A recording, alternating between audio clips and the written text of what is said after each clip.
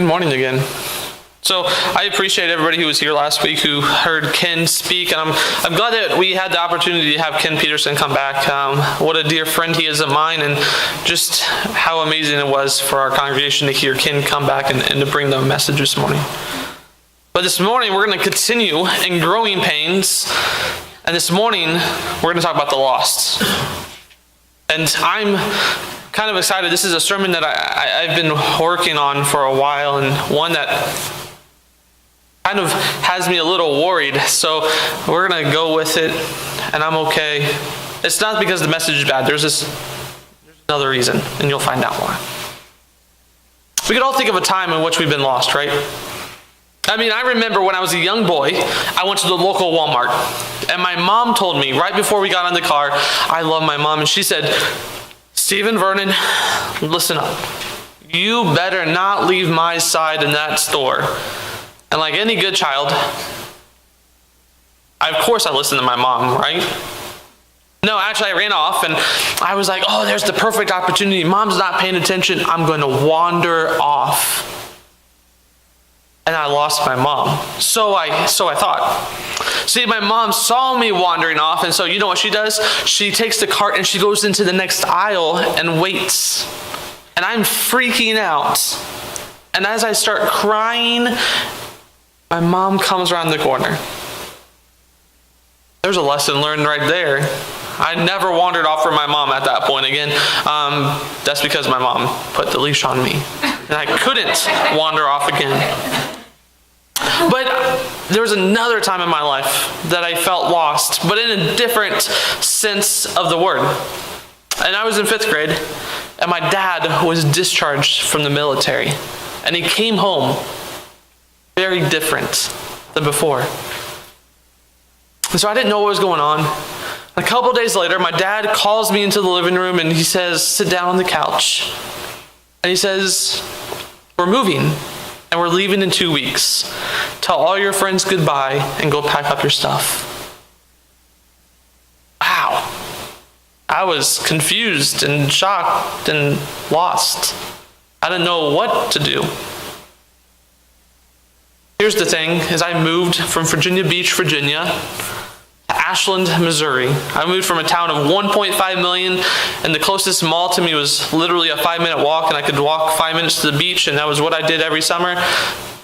A town of 3,000 with probably 15 times that in cattle, and the closest mall was a 20-minute drive. And the beach was Osage Beach, which isn't a beach, that's a lake. I mean, that's not an ocean. So I was really lost. But here's the thing about that, is I started school 2 weeks after I moved, but I moved during Christmas break. So I didn't know anybody other than my cousins, and all of my cousins were older than I was. They were all in high school, and I was going to be in 5th grade. I was confused and lost. I didn't know what to do or how to act, and honestly, I didn't fit in with anybody. I was kind of this strange kid. Everybody thought it was weird that I stood out the window for an hour looking at this white stuff falling from the sky and all in amazement, not knowing that it was snow. I didn't know that. I didn't fit in very well. I'm sure we could all think of a time, and maybe that was the case, where we didn't fit in. Sometimes though, that happens with the church. Sometimes people come and they don't fit in, and they don't feel like they fit in. The church as a whole, I'm not saying our church, but the church as a whole, the worldwide organization of the church, has this attitude, or this reputation of having this attitude of, we're better than you, to those who don't necessarily come. We have this attitude that, we're holier than you. And we have our own little huddle, and we're okay with that, and we don't want anybody intruding. It's kind of the reputation the church gets. Sometimes we have this reputation of being one-dimensional in how we look. That's kind of the reputation the church receives. The problem is, that's an absurd image of what the church really is. The church collectively, is broken men and women who need Jesus. We're no different than anybody who's on the outside. No different than anybody who feels like they don't fit in, or we want to make them not feel fit in. We're no different. In fact, the only difference is that we recognize we're broken and we're shattered people. And we recognize that we need Jesus because we can't do it by ourselves. That's the only difference that we have with anybody else outside. But there's many people in the world who don't know that. There's a lot of different people who, man, if they feel like going to church, they feel like they're going to be judged. They just feel like the church is judgmental. That's not the idea. That's not the idea that I would like for our church to have. That's not what I want people to think about us. But there are plenty of people in the world who need Jesus, who are broken, who are shattered, who are torn, and yet they don't know what or how to look or to feel fit in at church. So that brings up the question. It brings up this question. What happens if someone covered in tattoos shows up? What happens if the town drunk steps foot in the church on Sunday morning? What happens if that person who got arrested for a major crime calls and says, "Can you send somebody out to come pray with me?" What happens if someone who's homosexual or is in a homosexual relationship shows up to church? What happens if a transgendered person shows up to church? What happens if someone who's so wrapped up in sin that that's all they're able to do in their life? What happens if they show up? What do we do? What does that look like for us? What is our attitude going to be when people like that come? What happens if someone like my dad shows up? I've alluded to my dad's arrest now for a year, and I've never said why. There's only 2 people in our church who know why. But my dad was arrested for sexual misconduct with a 13-year-old child. That was a shock. And my brother, I have 2 brothers. My middle brother was arrested for 5 child molestation charges. Same girl. What happens if they show up to church? These are questions that I've always had to ask myself. And that's why I was actually worried about this sermon, because I'm sharing that with you guys for the first time today. But it scares me. Because sometimes our attitude isn't what it should be like. So what do we do? I ask these questions because as we grow, as we faithfully follow Jesus, these are going to be some people who we might have to encounter. And these are the same people who need Jesus, just as you and I do. Now, we don't always have to agree with everything that they do. I can tell you this, I don't agree with what my dad and my brother did. I have forgiven them, but I have not forgotten what they've done. And there are boundaries set. And honestly, the case is with them, you never have to worry about them coming here because they don't know that I'm here. They only know that I'm in Iowa. So they'll never be here. But there might be somebody in our community who has that background. These are some tough questions. But they're questions that we have to answer. So, it brings me back to this. What are we going to do? Well, we're going to look at Jesus' ministry. Jesus' ministry was not one that was made up of clean-cut, nicely dressed doctors. They weren't clean-shaven. They weren't the nicest smelling. They didn't have the nicest clothes. They were just like everybody else. In fact, Jesus actually hung out with some of the worst in society's eyes. Jesus hung out with the lame, the sick, the unhealthy, the blind. One of Jesus' own disciples was a terrorist. That's what a zealot is. He's a terrorist. One of his disciples was a tax collector. who was considered a traitor by his own people. One of his disciples betrayed him. One of his disciples spoke too often and was too quick to speak and too slow to listen. Most of his disciples were undereducated. Most of his disciples were fishermen, so they probably smelled a little fishy. Thank you. That kind of helped to break that up a little bit. Thank you. But they probably did smell fishy. The people who Jesus hung out with were probably not great people, and they probably weren't the people who we would look and say, man, that's who I want to hang out with. But Jesus hung out with those people. Jesus didn't come to hang out with the clean cut. Jesus didn't come to hang out with the wealthy or the religious leaders of the day. Instead, Jesus went and looked at the lowest of the low and said, those are the ones who need me. Jesus didn't hang out with the best. In fact, this is what we're told in Luke chapter 19 and verse 10. It says this. It says, the Son of Man came to seek and save the lost. That's who Jesus came to hang out with. He came to seek and save those who were lost. So, what are we going to do? We're going to do that. We're going to seek and save the lost, just as Jesus did. And there's a couple ways that we're going to do that. We're going to remember that man who's covered in tattoos, or the woman who's covered in tattoos, that the person who's a town drunk, the person who's wrapped up in sin, the person who has tattoos and rolls up on a Harley Davidson, which I would love to see that happen. The person who is arrested for a major crime.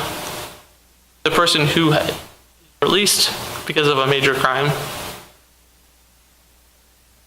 The person who comes in dirty clothes. The one who's unkempt. Might smell a little bit. We're going to remember this about them. They are made in the image of God, just like you and I. We're all made in the image of God. No matter what we look like, no matter what our past is, no matter where we are, we're all in the image of God. In Genesis chapter 1 and verse 26 and 27, this is what it says.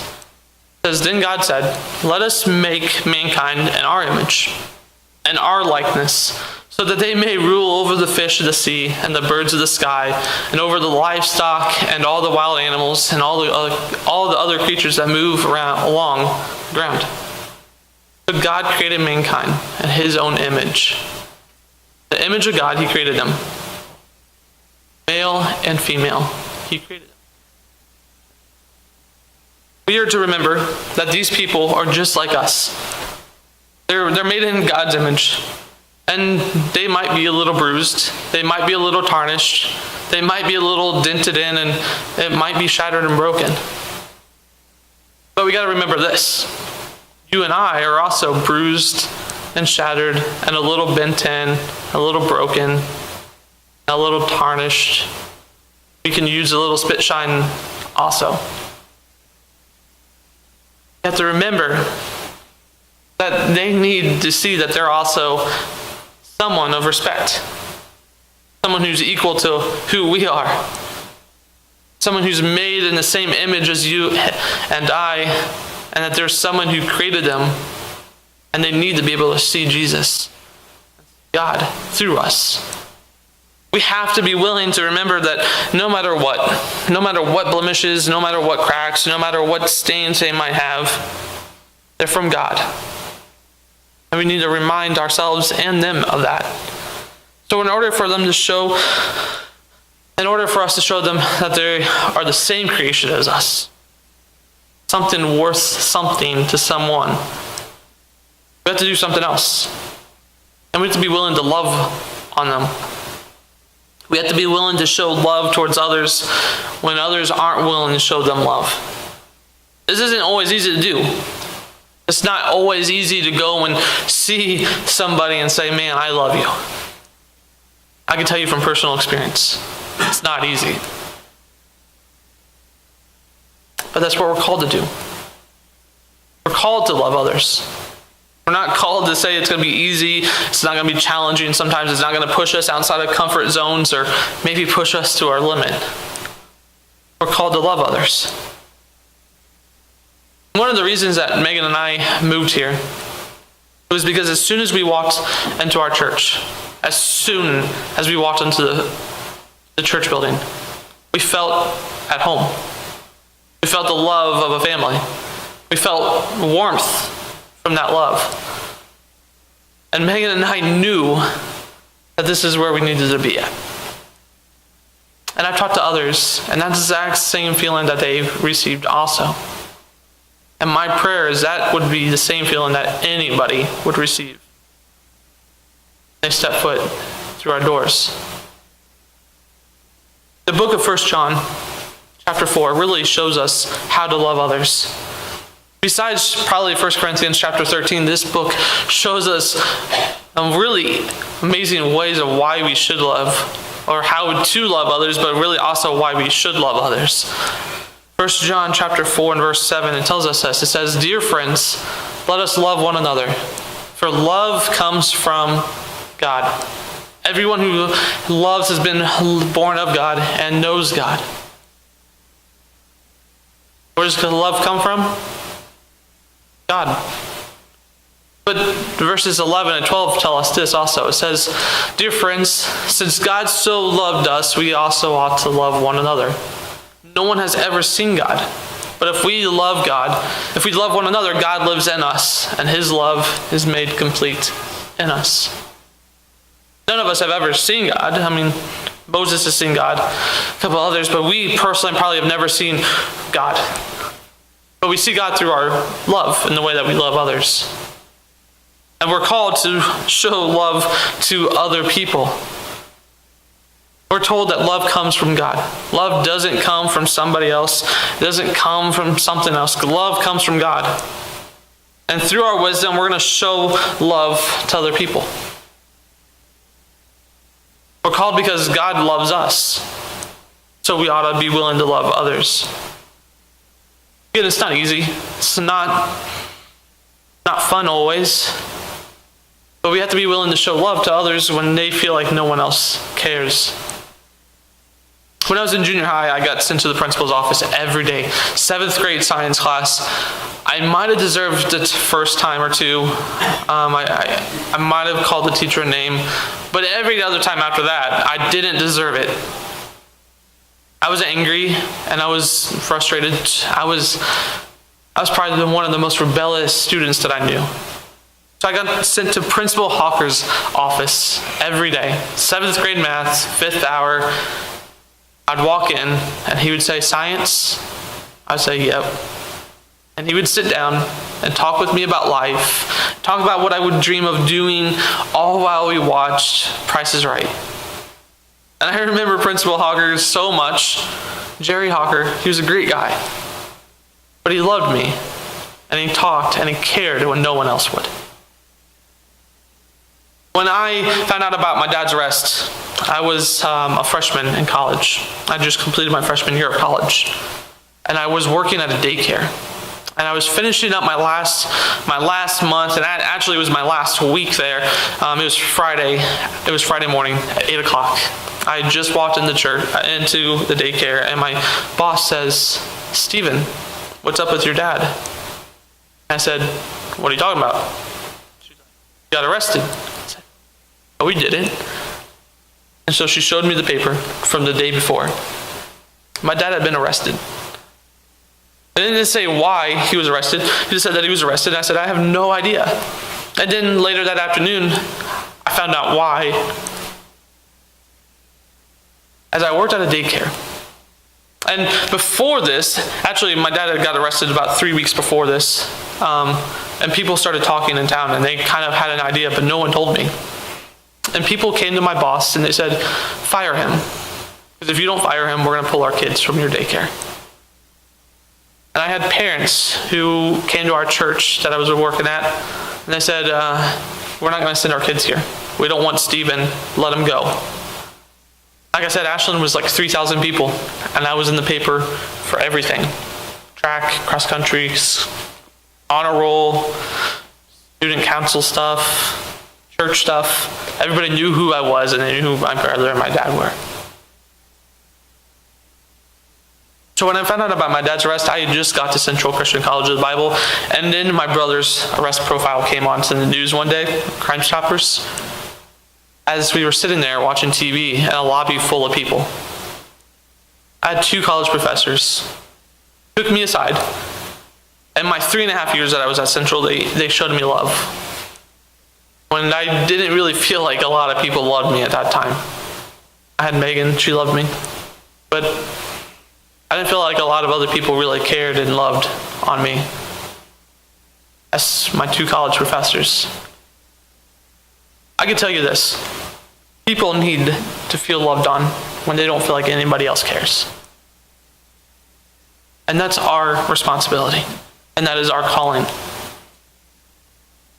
We are to love on others who we might not feel like they should be here, or maybe if we don't feel like they should be here, or that we want them here, we should still love on them.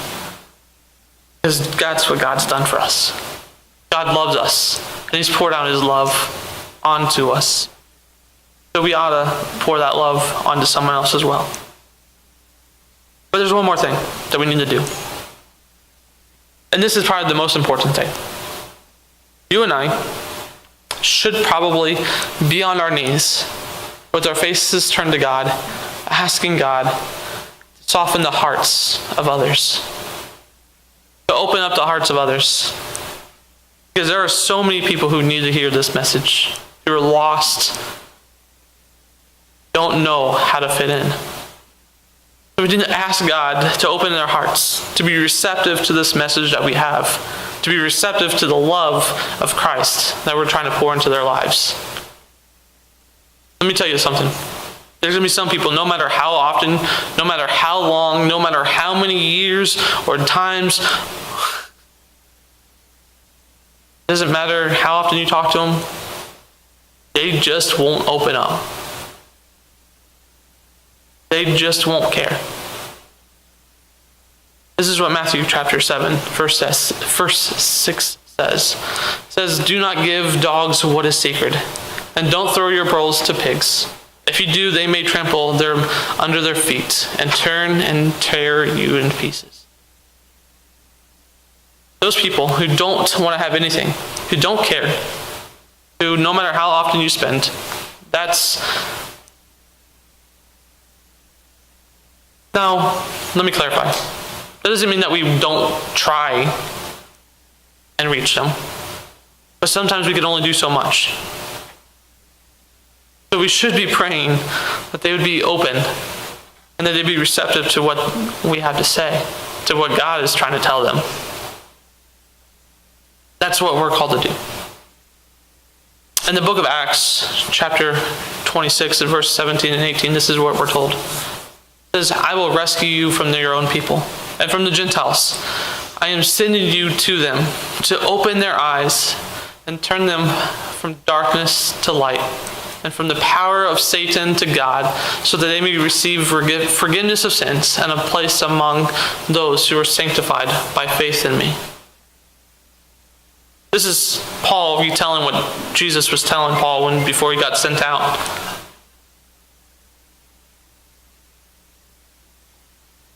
And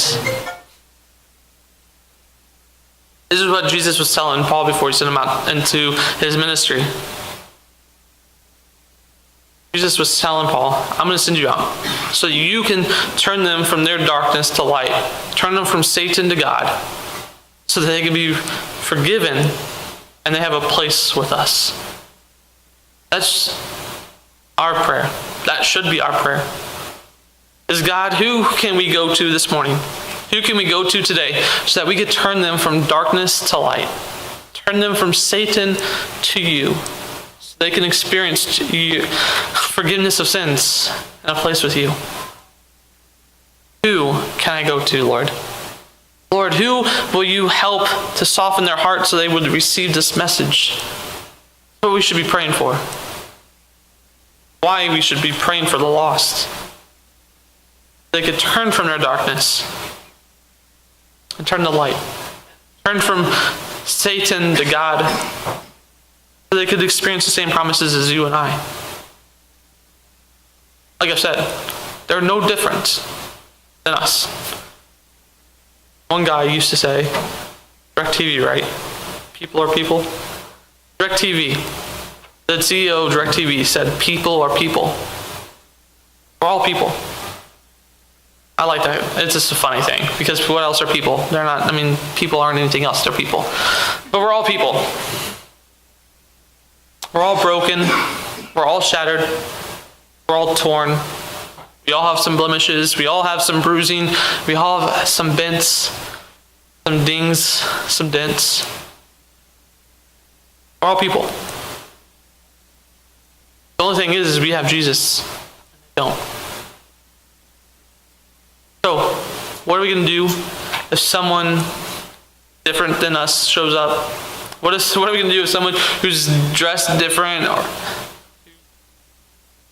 who looks different, who acts different, who thinks different? Past is far different than our past.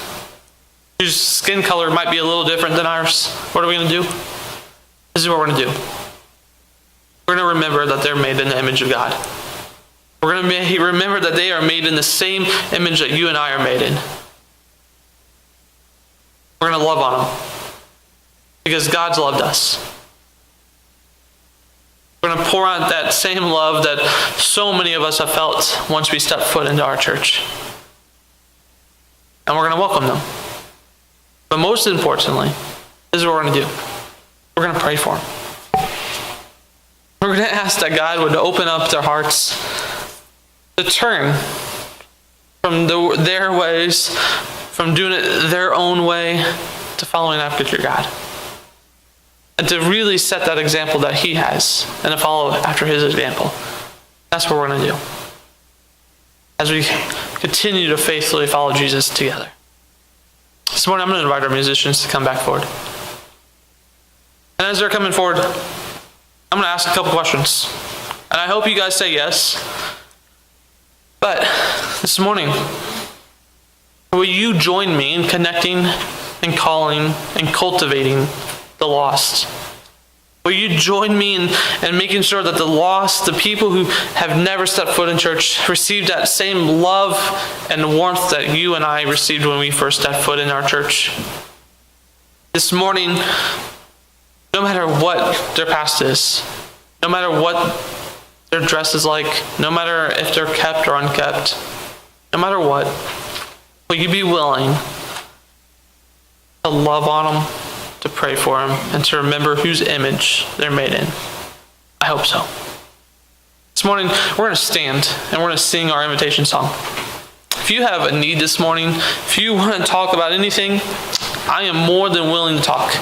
I will be up front as we stand to sing, "Blessed be the tide that binds us."